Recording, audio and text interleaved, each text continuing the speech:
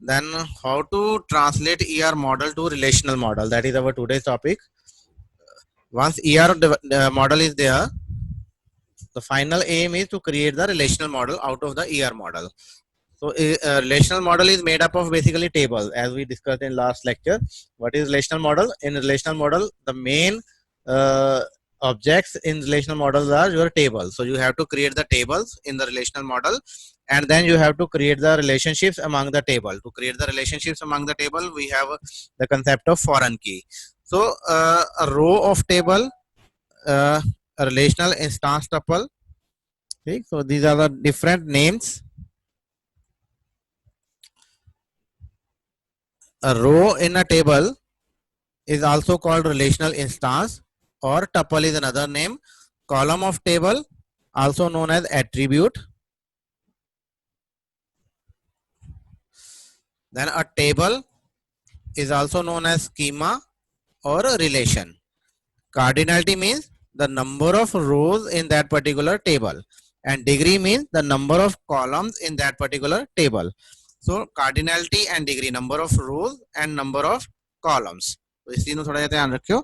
बाकी terminology, I think all of you are aware of these things. Row is also known as tuple and column is also known as attribute. So this is example of your table. So this is tuple, also known as relational instance. This is first tuple, this is second tuple, and so on. Then the cardinality of this table is 2 because we have only 2 rows, and the degree of this table is 4 because we have 4 different columns are there. And these are the attributes: GPA, major, name, SID. All these are the attributes of this particular table, also known as column of this table. So this is a relational model, and from ER diagram we have to convert this. We have to create these kind of tables. Then from ER model to relational model, so how do we convert an ER diagram into table? And it is very simple. Some basic rules are there. If you follow those rules, you can create tables from any ER diagram. So the basic idea is build a table for each entity set. So whatever the entity set that you have designed in your ER model, you have to create the table for each entity set. This will be a separate table. The build a table for each relationship also. So if you because in ER diagram there are the entities and there are the relationships. So for every entity set you have to create the table, and for every relationship again you have to create the table if necessary. If necessary means there are some conditions. Sometimes they will be converted into table, sometimes they are not going to convert into a table. So make a column in the table for each attribute in the entity set. So where the attribute goes, so for all the attributes, you have to create a column in the table.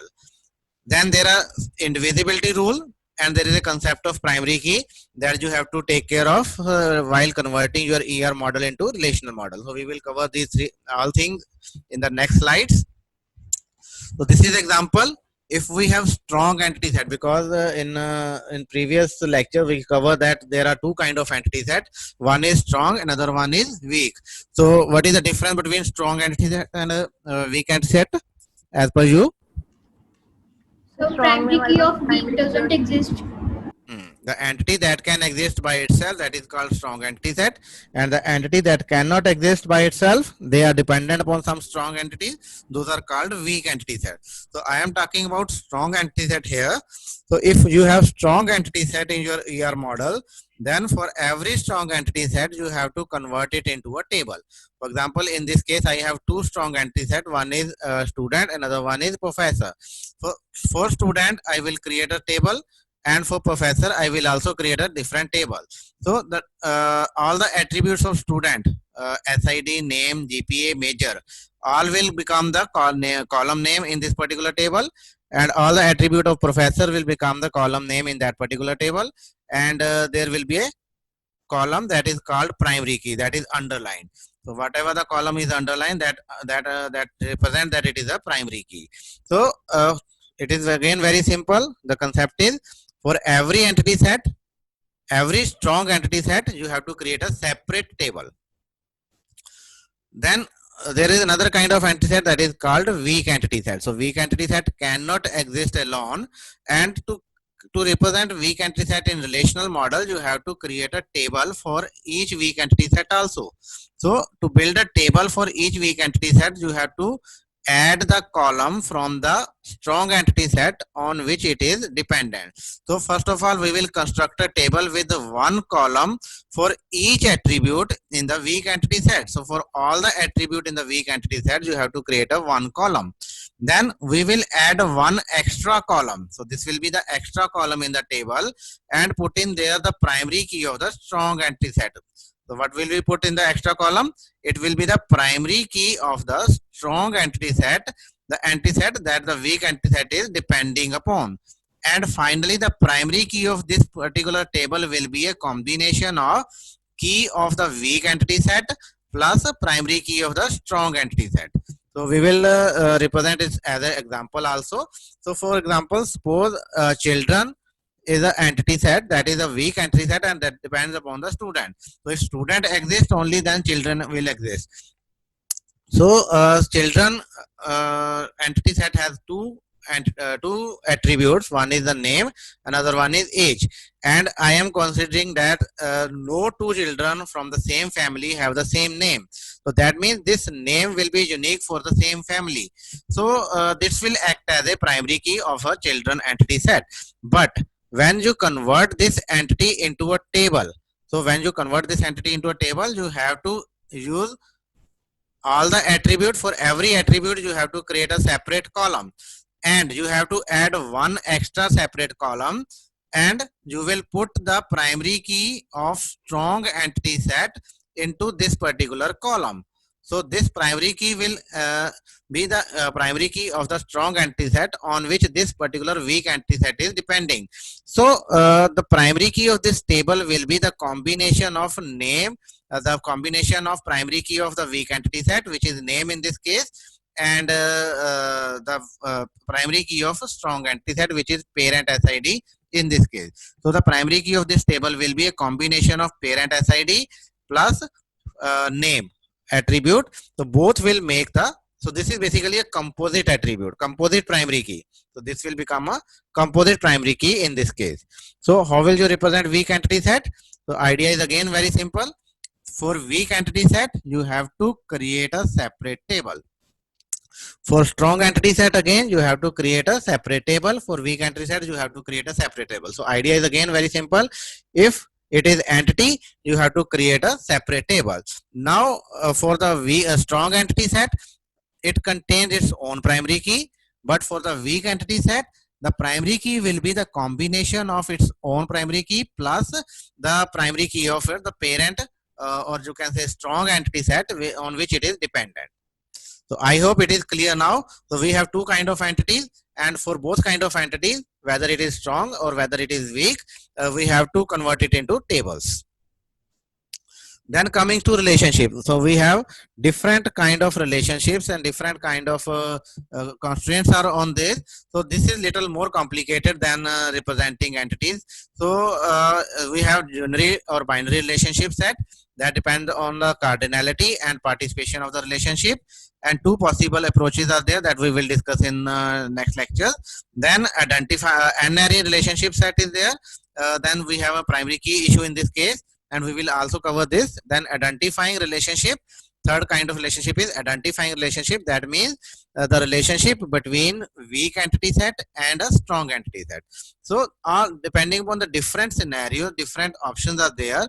So while converting, while representing a relationship into relational model, so you have to consider all these things.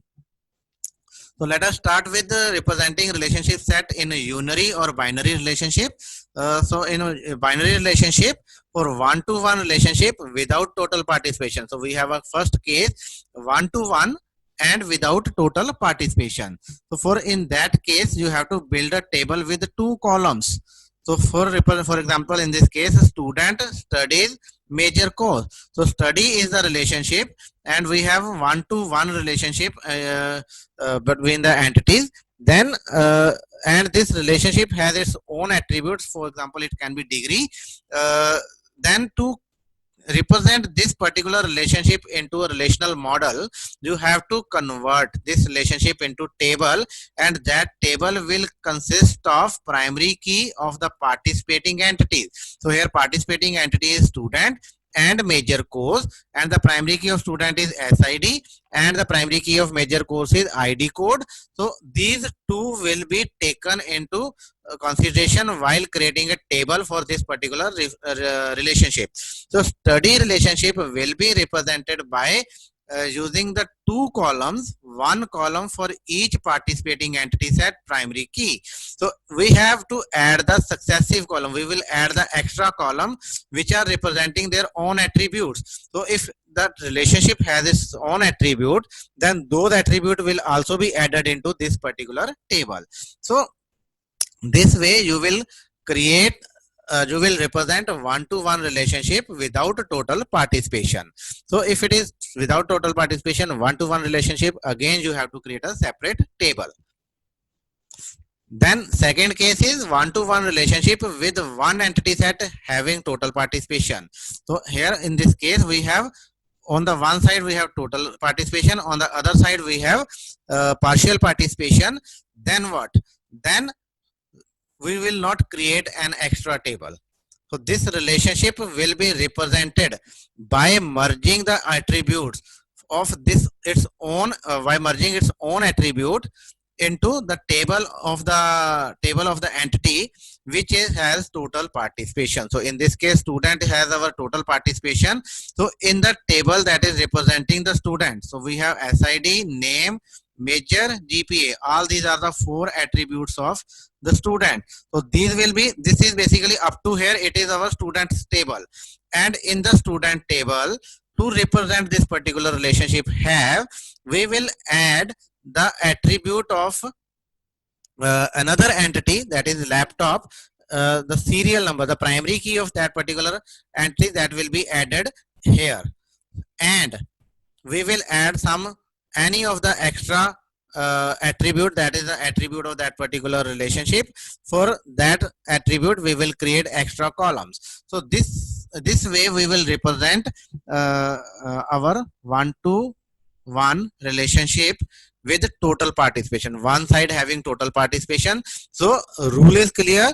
In this case, the entity, the side which has total participation, that table will be expanded by adding the new columns. What will be the those new columns? Those new columns will be the primary key of other entity plus all the attributes of the relationship. So we will expand this column. So this is, we will not create the new table for this kind of relationship. This kind of relationship will be represented by adding into the existing table. So which table will be used? The table of that entity who has total participation in the relationship. So this way you can represent one-to-one relationship with one entity set having the total participation, and one-to-one with both side total participation. So if the case is one-to-one relationship with both side total participation, in the first case it is partial participation, second case one side total participation, third case both side total participation, then we will follow the merged relation option. In merged relation option we will create only one table by merging the two entity types and the relationships. We will create a single table by using the attribute of all the entities and all the relationships involved. So in this case, in the previous case, as you can see here, in this case we have two tables, one for student, one for laptop. So laptop table is not visible here, so because we are focusing on this particular relationship, so to represent this relationship we have to expand the student table. But if it is total participation on both sides, then we will not create two tables. We will create only single table which contains all the attributes of first entity as well as all the attribute of second entity as well as all the attributes of the participating relationship. So in this way you will use a merged relation option where we will make only one table by merging the two entity types and the relationship. So I hope it is clear. For one-to-one case is now clear. So in one-to-one relationship, we have three different further options: without total participation, one side total participation, and both side total participation. So we cover all the cases in this case in this way. Then we have one to many relationship. Another kind of relationship is one to many relationship without total participation. Again, the case starts with without total participation. So it is same thing as one to one. So if it is one to many relationship without total participation, we will deal this case in the same way as we will deal with one to one without total participation. So what we have done in one to one without total participation, we have created a separate table to represent the relationship, and that table will consist of the primary key of first entity plus primary key of second entity plus any other attribute that is that belongs to that particular relationship. We will combine all those attributes and we will create a new table.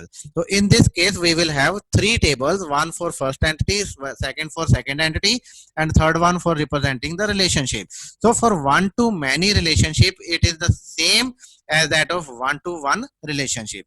And the second case is for one to many or many to one, it is same way, with one entity set having total participation. One entity has total participation on the many side, and it is on the many side. Then we will add one extra column in the table of entity set on the many side. So again, total participation, one to many relationship with one entity having total participation. So we will again use the same rule.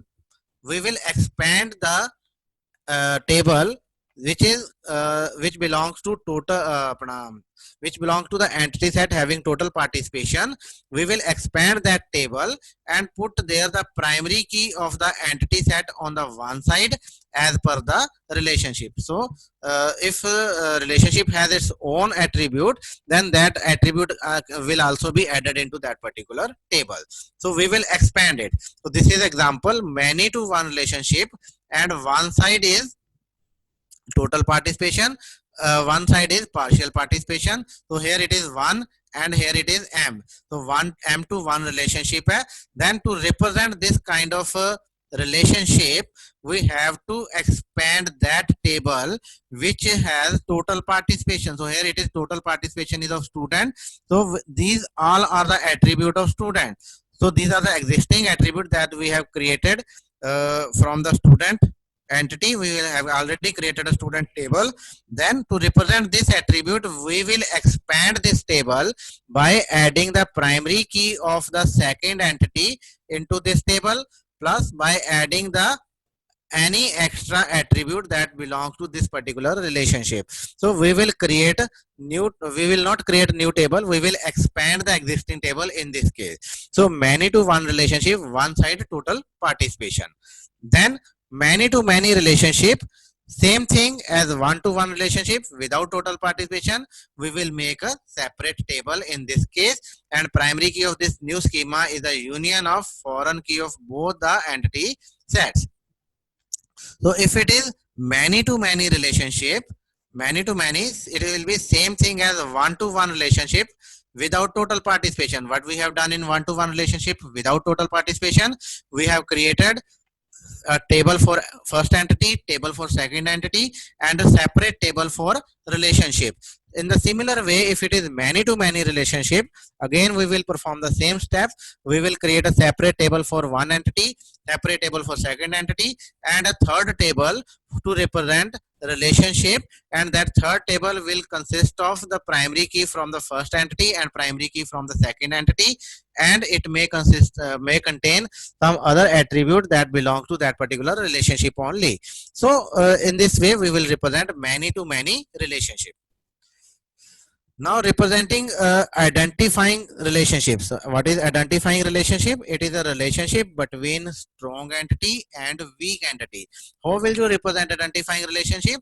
So this is what you have to know in this case. You don't have to build a table for the identifying relationship. So keep in mind, for identifying relationship, we will not create any table because we have already represent that thing into a weak entity set. So when we create a table of weak entity set, we already added the primary key of the strong entity set into that particular table. So by adding the primary key of strong entity set into weak entity set, we have already represent the relationship. So identifying relationships are already covered. So you don't need to create a separate table for the identifying relationship. Only need to create the table for identifying entity, or you can say weak entity.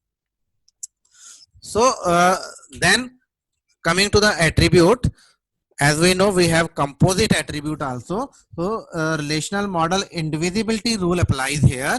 Indivisibility rule says that the value should not be divisible further. For example, if I am talking about address, so address has street and city. So if I store some value in this particular address attribute, that value can be further discriminated, that can be further divided. For example, address can be divided into street address and the name of city. So this means address is divisible.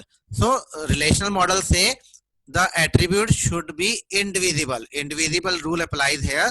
So we will not create any column for the address attribute, but we will create the column for the atomic attribute. Atomic means they are simple attribute. So we will component, another name is component attribute. So one column for each component attribute will be added into the table, but there will be no column for the attribute which is a composite in nature. So for composite attribute, there will be no column. So keep it in mind. If it is composite attribute, you have to create, you should not create the table, you should not create the column for that particular composite attribute, but you have to create the column for the component attributes.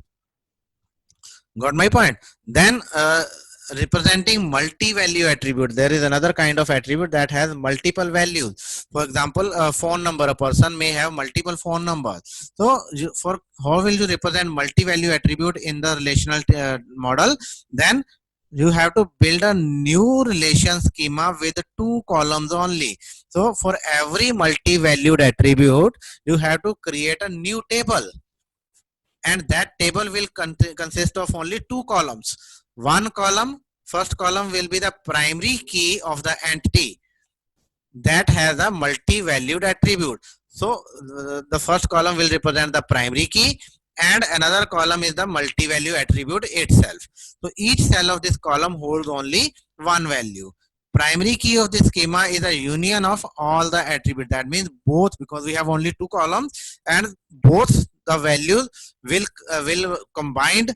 Composite key will be there now. Both the values, both the column will combined create as a primary key, will combine treat as a primary key. So this is example. So if we have a student table and it has 5 attribute: SID, name, major, GPA, and fifth attribute is children, which is basically a multi-valued attribute. Then to represent this thing into relational model, so you have to create a table for the student entity, which contain all the attribute except multi-valued. So this multi-valued attribute will not go here. So it will not go into the main table, but for every multi-valued attribute, we have to create a separate table which consists of only two columns. The first column is the primary key of the entity, and the second column is this particular attribute which has multi-values. So these two values combined will make the primary key of this particular table. So I hope it is clear now how to represent a multi-value attribute. So we have different kind of attributes. If it is single valued, then it will go into separate table. If it is multi-valued, then it will go into a separate table. So if an entity has more than one multi-valued attribute, then for every multi-valued attribute, you have to create a separate table. Then I think it is clear now. Then our next topic is how to represent the class hierarchy. So we have specialization also, we have generalization also, we have inheritance also in our ER model. So we have again different kind of constraints on that thing. Class hierarchy can be non-disjoint, non-complete class. Non-disjoint means, disjoint means they have separate classification. So if one entity fall into one category, it will not fall into another category, then it is overlapping. So non-disjoint means overlapping. So overlapping means if it can fall into multiple categories at the same time. So if it is non-disjoint, non-complete class, then we will create a table for each superclass. So superclass will have its separate table according to the normal entity set translation method, and we will create a table of each subclass with a column for each attribute of that entity plus one for each attribute of the primary key of the superclass entity set. So primary key of from superclass entity set is also used as the primary key of this new table. So this is example. For example, if a person is a student and if it is a non-disjoint classification, then you have to create the table for the person class, person entity, that will consist of 3 columns that represent 3 attributes of that particular person. And for the student, you have to create a separate table that consists of 4 different attributes, 4 different columns. These are SID, status, GPA, major. So all these are the 4 different columns plus one extra column SSN, which is inherited from its parent class. So we have to add the primary key of the parent class into this particular table. So this way the primary key of this table itself is the same. It is SSN. It is not SID, but the primary key of this table will be SSN in this case, which is inherited from the parent. So that is what is written here. So we have to create a table for each subclass with a column for each of the attribute of that entity plus one for each attribute of the primary key of the superclass entity. So this primary key from superclass entity set is also used as a primary key of this new table. So this is what I am saying. So this primary key of this table will be SSN, which is basically the primary key of the superclass. Then we have another kind of representation, disjoint. So disjoint means we have either classification 1 or classification 2. So entity either falls into first classification or it can fall into second classification at the same time. It cannot be overlapping. Then you have to do not create a table for the superclass in this case. So for superclass, you do not need to create any table. So we have to create a table for each subclass, include all the attribute of that subclass and attribute of the superclass entity set. So we have to cover everything in the table of a subclass. So this is example. For example, PUP people, Punjab University Patiala, all the people in Punjab University Patiala, either they are student or they are faculty. So it is disjoint classification. Disjoint classification means if person is student, then he cannot be faculty, and if it is faculty, then he cannot be student. So it is disjoint classification. Then we will not create any table for the superclass, but we will create the table for the subclass by adding all the attribute of the superclass into the subclass itself. So SSN and name both will be added into the table of student as well as faculty, plus these table will contain their own attribute, and in this case it is department, and in the case of student they are SID, major and GPA. So in this case you will represent disjoint classification into relational model. Then comes the aggregation. We have the concept of aggregation also. To represent aggregation, we have to create a table containing the primary key of aggregated relationship and the primary key of associated entity and any descriptive attribute. So pictorially it will be more clear. To represent the aggregation manages between relationship works on. So this is works on, and entity set manager. Entity set is manager. Create a table manage. We will create a separate table which consists of primary key of employee table, primary key of branch table, and primary key of manager name. So all the primary key of this we will, to represent aggregation, we have to create a table which consists of only 3 values: employee ID, branch name and manager name. Basically these are the 3 primary keys of all the 3 entities that are involved, plus if this particular relationship has its own attribute, those attributes will also be added in this particular table. So this is how you will represent the aggregation. Now let's see again the correspondence between ER and relational model. So it will give you more clear picture. So in the ER model we have entity types, and in the relational model the same thing we will call entity relation. So for one-to-one, one-to-n relationship, we are representing this with the help of foreign key. M2n relationship, we will create a table, n-array relationship and n foreign keys. Simple attribute will become the attribute. Composite attribute will become a set of component attributes. Multi-valued attribute, we have to create a separate relation and we will add a foreign key in this particular case. So this is how you will create a ER model. So I hope it is clear to you now. Now by looking upon this particular diagram, you can create, you can convert this diagram, you can try to convert this diagram into ER model.